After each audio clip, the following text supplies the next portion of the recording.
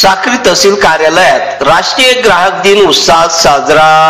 तहसील कार्यालय साक्री व साक्री तालुका ग्राहक पंचायत यांच्या संयुक्त विद्यमाने दिनांक 22 शुक्रवार रोजी राष्ट्रीय ग्राहक दिन साक्री तहसील कार्यालयातील राजश्री शाहू महाराज सभागृहात उत्साहात साजरा करण्यात आला।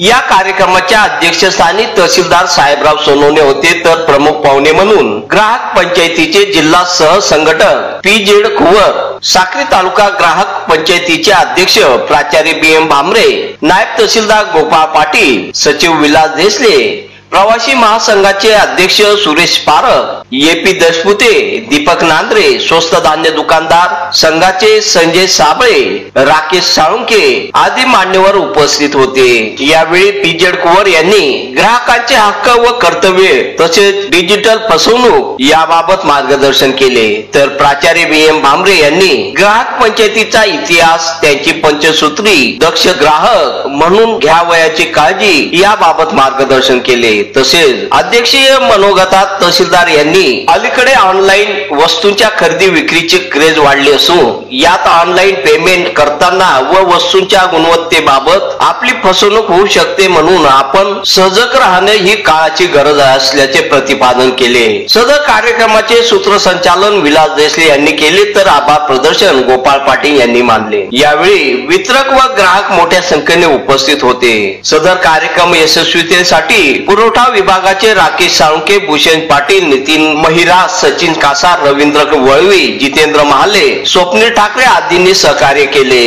आज या राष्ट्रीय ग्राहक दिनाच्या निमित्तानं मी एवढंच या ठिकाणी प्रत्येक ग्राहकाला आव्हान करेन की आपण ज्या वेळेला दुकानदार, व्यापारी किंवा विक्रेत्याकडनं एखादी वस्तू आपण घेत असतो त्यावेळेला ज्या काही 2-4 गोष्टी आपण काळजीपूर्वक पाहिल्या पाहिजे, त्यामध्ये त्या वस्तूची प्रॉडक्ट डेट, त्या वस्तूची किंवा खाद्यपदार्थ असतील किंवा मेडिकलच्या ज्या औषधी वनस्पती असतील तर त्यांच्या बाबतीत असलेली एक्सपायरी डेट आणि त्याचबरोबर त्याच्यावर असलेली जी प्रिंटेड प्राइस आहे आणि ती प्रॉडक्टची असलेली ISI ट्रेडमार्कची वस्तू आहे की नाही, या सगळ्या गोष्टी आपण पाहिल्या पाहिजे।